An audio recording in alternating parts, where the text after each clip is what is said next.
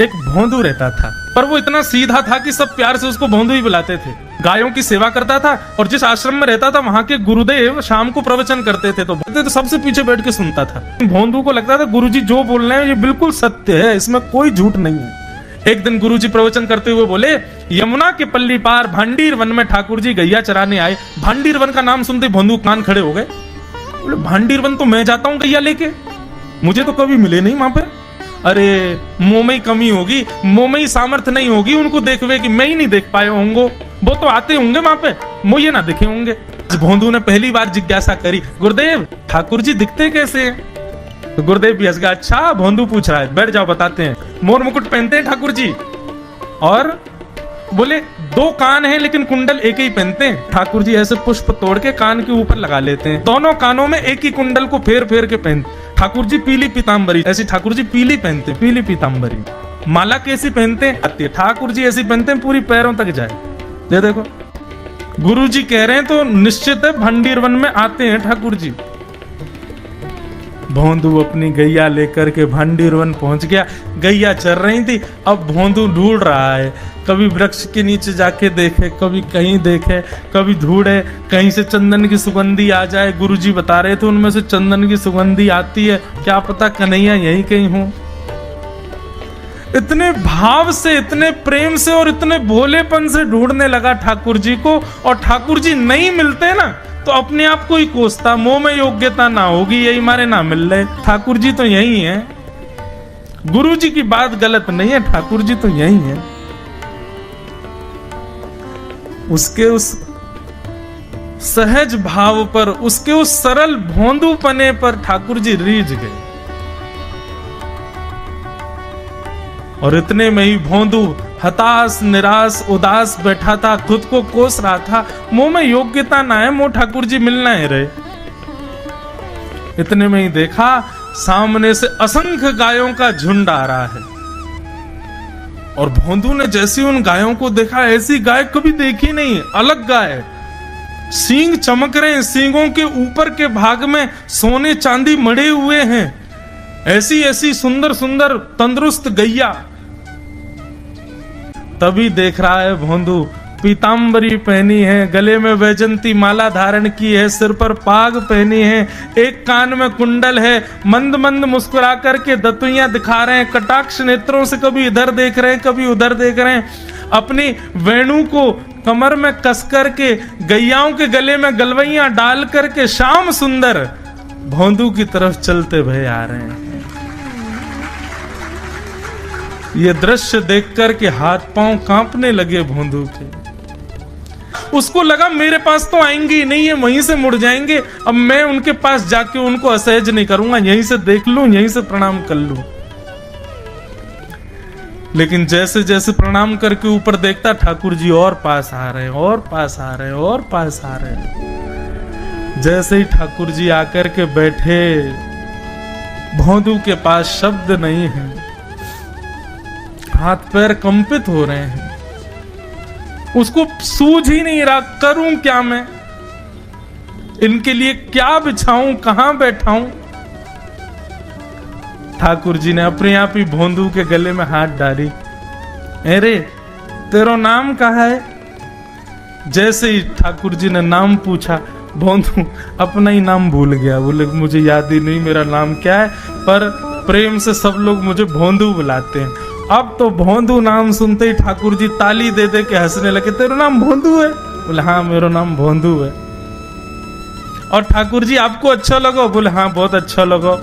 आपको नाम कहा है? ठाकुर जी बोले तुम वो ना जाने? बोले जानू तो ना हूं, लेकिन गुरु जी ने जैसा रूप बताया वैसा ही है आपको, तो आप कहीं नंद नंदन तो नहीं हो? ठाकुर जी बोले हाँ मैं नंद नंदन नहीं हूं, यशोदा जी को लाला, नंद जी को लाला। भोंदू बोलो जय हो भगवान, आज आपके दर्शन है गए। गुरु जी और सब बालकन को तो आप शायद रोज ही मिलते होंगे, लेकिन मैं ही अभागो, मुंह को आप आज ही मिले हो। ठाकुर जी बोले अब चल बात मत बनावे, जल्दी कछु खवा, मुंह को भूख लग रही है। भोंदू एक कपड़े में रोटी बांध के उसमें मिर्च और गुड़ रख करके लेके गया। 2 रोटी थी। भोंदू ने जैसे खोली, एक रोटी ठाकुर जी के सामने धर दी, एक अपने पास रख ली। बोले मैं भी तो खाऊंगा। ठाकुर जी ने बढ़िया रोटी ऐसे घुमाई और प्रेम से गुड़ खामे और रोटी पान लगे प्रेम से, और ठाकुर जी तो चप चप करके नेक देर में पा गए। भोंदू तो भूल ही गए, मुँह खानो भी, वो ठाकुर जी को ही देख रहा है। ठाकुर जी बोले और जोर की भूख लगी, ला अपनी रोटी दे दे। भोंदू बोलो मुँह को भी भूख लगी है। बोले अच्छा चल आधी आधी खा ले, या मैं तो आधी तू खा ले आधी मैं खा लूं, दोनों खा लिए। कल तो नेक्स्ट से ज्यादा सी रोटी ले आइयो, भूख ज्यादा लगे, और सुन यही समय आइयो, मिलूंगा कल भी तोते।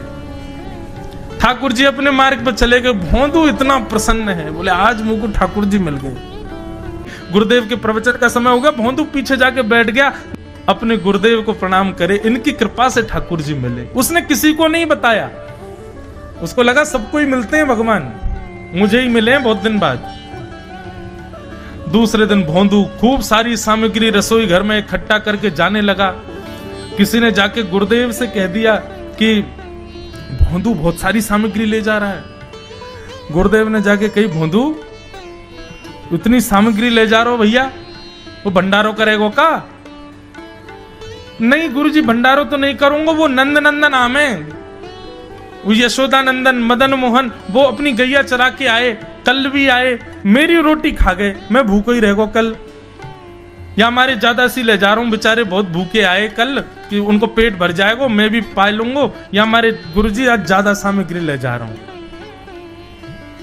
गुरुदेव ने मन में सोचा, ये बात कोई और कहे तो अविश्वास किया जा सकता है, लेकिन भोंदू झूठ नहीं बोलता।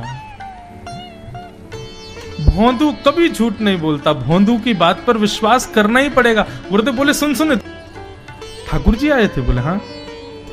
अच्छा, उनका रूप कैसा था? जैसा रूप आपने बताया था ना गुरुजी, बिल्कुल वैसा, ऐसे कटाक्ष नेत्र, मोती जैसे दांत, ठाकुर जी की मुस्कान ऐसी, पाग ऐसी, कान ऐसे। गुरुदेव के तो नेत्र बंद हो गए, वे सब अनुभव करने लगे। लेकिन गुरुदेव बोले रूप कैसा भी बता दे, चरण यदि इसने बता दिए तो मैं मान जाऊंगा कि ठाकुर जी थे।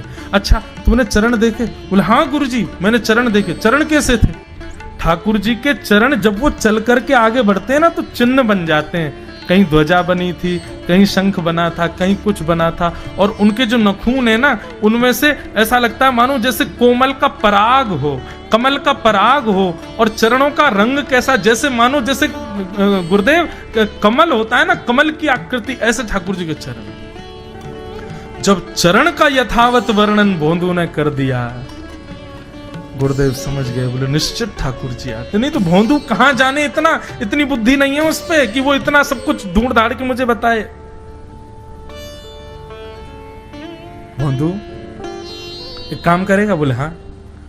ठाकुर जी आएंगे तो तेरे सखा बन गए? बोले हाँ। तो उनको लेकर के आश्रम आ जा, यहां पे आ जा। भोंदू बोला कि इतने योग्य बालक हैं, लेकिन ठाकुर जी ने किसी से नहीं कही, मुझसे कही है। अगर मैंने ये काम नहीं किया तो मेरा जीवन व्यर्थ है। भोंदू को लगा ठाकुर जी सबसे ही मिलते हैं, गुरु जी किसी से भी कह के बुलवा लेते, मुझको काम दिया। भोंदू ने तो उसको अपने हृदय में ले लिया, अब ये काम मुझे करना है। बोले गुरु जी मैं वचन दे के जा रहा हूं, ठाकुर जी को मैं लेके आऊंगा। जा बेटा। भोंदू वन में चला गया। अब तो उसको मिलने की भी एक्साइटमेंट नहीं है और कोई उसके मन में भाव ही नहीं है, उसको ये है बस ठाकुर जी को मैं ले जाऊं। जाकर के बैठा, ठाकुर जी अपनी गैया चराते भये, ठाकुर जी आए, रूप देख करके फिर से भावुक हो गया भोंदू। ठाकुर जी आकर के बैठ गए, बोले चल जल्दी निकाल रोटी, भूख लगी है मुंह को। भोंदू सजाता जा रहा है थाली, ठाकुर जी को देता जा रहा है। बोले जय जय, एक प्रार्थना करूं? बोले करो। आप मेरे संग मेरे सखाओ ना आप? बोले हाँ तेरो सखाऊं तो मेरी बात मानोगे? बोले कहा आप मेरे संग आश्रम चलो गुरु जी के पास। ठाकुर जी रोटी पाते जा रहे, ठाकुर जी ने अनसुनी कर दी बात। बोले जय जय कछु कहो ना, आप चलोगे ना? ठाकुर जी बोले हम तेरे सखा हैं, तेरे गुरु जी के सखा नहीं है। तू मोते मिल, तू मेरे संग खा, तू मेरे संग रहे, तू कछु कर, तो कुछ सब अधिकार है, लेकिन ये हम गुरु जी ते मिल बातें मिल ये सब हम नहीं करेंगे। हम बस तेरे सखाएं तो ये जाने और कोई ये ना जाने। ए जय जय ऐसे मत कहो ना, वे नहीं बताते तो मैं तो आपको देख ही नहीं पाता, मैं तो आपको जानता ही ना हूं। उनने ही तो मुझको बताई कि आप भांडीर बनाते हो, आपका रूप ऐसा है। उनने कृपा करके मुंह को आपसे मिलवाए हो, वही हमारी मित्रता के मूल आधार है, उनसे तो मिलवे चलो ना। ठाकुर जी बोले देख ज्यादा जिद मत करे, हमने तो उसे एक बार कह दी हम नहीं जाएंगे नहीं जाएंगे नहीं जाएंगे। ठाकुर जी रोटी पा रहे थे तो भोंदू ने हाथ से रोटी और छनाई, बोले ये भी दो, ये भी गुरु जी की है, लाओ ये मिर्च गुड़ सब दो, ये सब गुरु जी को, ये भी मत खाओ। और सुनो, यदि हमारे गुरु जी से आपको प्रेम नहीं है तो हमको आपसे प्रेम नहीं है। कलते अपनी गैयान को लेकर कहीं और चरावे जाओ, होंगे तुम नंदन अपने गांव के, मेरे गुरु जी के पास नहीं जाओगे। और सुनो, ये मुंह में जो रोटी रखी जाओ को उगल ले आओ, ये भी गुरु जी की रसोई में बनी है, हमारे गुरु जी से नहीं मिलेंगे। ठाकुर जी बोले अरे भोंदू ने रुक तो, नहीं नहीं नहीं अब तो मैं सुनूंगा ही नहीं, आपने ऐसे कैसे कह दी नहीं जाएंगे, 3 बार नहीं जाएंगे नहीं जाएंगे। और ये भांडीरवन मेरो है, मैं यहाँ गैया चरावे आऊं, कल से अगर तुम और तुम्हारी गैया दिख गई मुंह को तो तुम्हारी गैयान को लेके मैं चलो जाऊंगा आश्रम, फिर तुम्हारी मैया बाबा तुमको मारेंगे। ठाकुर जी बोले अरे भोंदू इतना नाराज?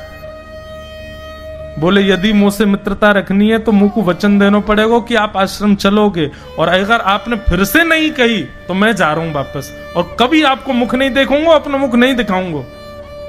ठाकुर जी बोले इस मुख को देखने के लिए या संग के लिए लोग पता हो तो कितनी तपस्या करें। बोले जो तपस्या करें उनको मुबारक, तुम मुंह को ना चाहिए, मुंह ना मिलनो तुमते, मुंह कोई गरज ना पड़ रही तुमते, आज तक नहीं मिले कल ही तो मिले हो मोते, वो भी गुरुदेव की कृपा से मिले हो, जाओ मत मिलियो, मुझे ना चाहिए तुम। ठाकुर जी बोले मैं तो ना जाऊंगा, मैं तो तेरे पास ही रहूंगा। बोले तुम मत जाओ, मैं जा रहा हूं। कि जाने लगा वापस। भोंदू, ठाकुर जी पुकार रहे हैं भोंदू को, मानो जैसे त्रिलोकी लेके जा रहा है वो ठाकुर जी की, जैसे मानो पूरा ऐश्वर्य ठाकुर जी का ले जा रहा हो। अरे भोंदू ने रुक तो जा। भोंदू बोला अपना मुख भी नहीं दिखाऊंगा यदि आप नहीं चलोगे तो। भोंदू थोड़ी दूर गया, ठाकुर जी को लगी वापस आ जाएगा, थोड़ी और दूर गया, लगा अब आ जाएगा, लेकिन जब भोंदू दिखना बंद हो गया हमारे ठाकुर जी विचलित हो गए, दौड़े भोंदू की तरफ। ठाकुर जी दौड़ करके गए और जाकर के भोंदू के पित्ती पे चढ़ गए। बोले ले चल अपने गुरुदेव के पास, चलूंगा तू जहां कहेगो, लेकिन तो दूर नहीं जान दूंगा। और भोंदू ठाकुर जी को ऐसे ऊपर चढ़ा करके आश्रम जा रहा है। गुरुदेव आकर के खड़े हो गए और मन में बस विचार कर रहे थे, हाथ पांव कांप रहे थे। बोले ठाकुर जी आएंगे कि नहीं। इतने में ही भोंदू आया और तभी देखा भोंदू की पिद्दी पर ठाकुर जी टंगे भय आ रहे हैं। आज गुरुदेव ने जाकर के पहले भोंदू को प्रणाम किया, बोले जय हो, धन्य है। इतनी तपस्या की, इतना भजन किया, घर परिवार त्याग दिया, वैराग्य त्याग सब हमारे जीवन में, तब भी ठाकुर जी नहीं मिले। लेकिन वारे भोंदू, तेरी सरलता, तेरी सहजता, तेरा ये निर्मल भाव कि ठाकुर जी तेरे अधीन होके यहाँ आश्रम तक चले आए।